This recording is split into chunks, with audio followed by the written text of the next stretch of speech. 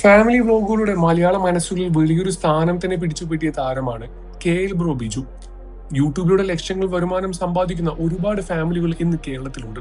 എന്നാൽ മലയാള മനസ്സുകളിൽ വലിയൊരു സ്ഥാനം പിടിച്ചുപറ്റുക എന്നത് ചെറിയ കാര്യമല്ല. അങ്ങനെ മലയാള മനസ്സുകളിലും പ്രേക്ഷകർക്കിടയിലും വളരെയധികം വലിയൊരു സ്ഥാനം പിടിച്ചുപറ്റിയ താരങ്ങളാണ് ബിജുവും കവിതയും.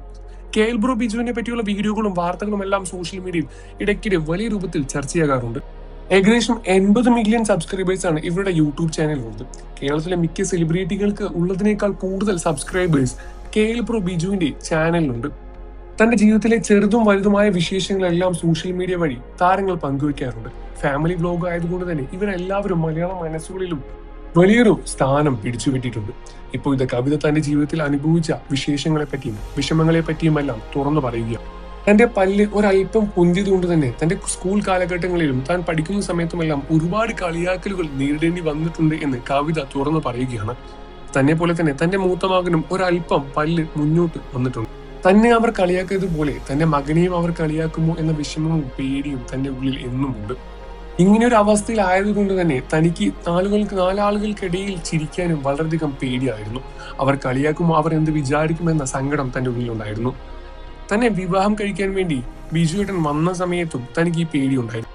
പല്ല് പൊന്തിയതുകൊണ്ട് തന്നെ ഇഷ്ടപ്പെടുമോ, തന്റെ കല്യാണം നടക്കുമോ എന്ന് വരെ തനിക്ക് സംശയം ഉണ്ടായിരുന്നു എന്നാണ് കവിത പറഞ്ഞത്. എന്നാൽ ബിജുവേട്ടന് തന്നെ വളരെയധികം ഇഷ്ടപ്പെടുകയും തന്റെ ചിരിയാണ് ഏറ്റവും ഇഷ്ടമായത് എന്ന് പറയുകയും ചെയ്തു.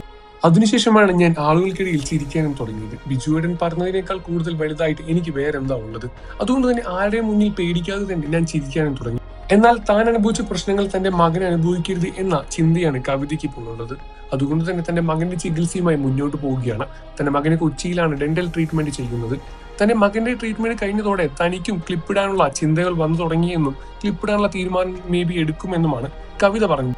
ചാനൽ തുടങ്ങിയ നാളെ മുതൽ കവിതയുടെ പല്ലിനെ പറ്റി ഒരുപാട് സംസാരങ്ങളാണ് യൂട്യൂബിലൂടെ എല്ലാം തന്നെ പുറത്തുവിടുന്നത്.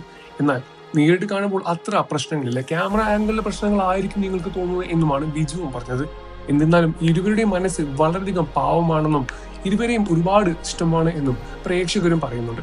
നിങ്ങൾക്ക് കവിതയും ബിജുവും ഇഷ്ടമാണെന്ന കാര്യം വീഡിയോയ്ക്ക് താഴെ കമന്റ് ചെയ്ത് പറയുക. വാർത്തകളും വിശേഷവും എത്രയും പെട്ടെന്ന് അറിയാൻ നമ്മുടെ വീഡിയോ ലൈക്ക് ചെയ്ത് ചാനൽ ഒന്ന് സബ്സ്ക്രൈബ് ചെയ്ത് സപ്പോർട്ട് ചെയ്യുന്ന ഫ്രണ്ട്സ്.